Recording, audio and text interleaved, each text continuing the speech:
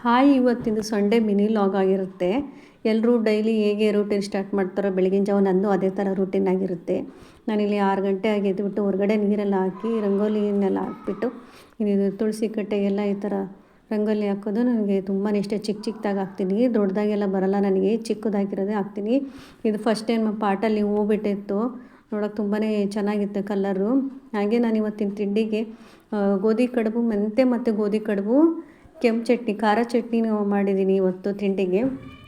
ತುಂಬಾ ಚೆನ್ನಾಗಿ ಬಂದಿರುತ್ತೋ. ಒಂದು ವಾರ 15 ದಿನ ಇಟ್ಟರೂ ಏನೂ ಹಾಳಾಗಲ್ಲ, ಹಾಗೆ ಇರುತ್ತೆ.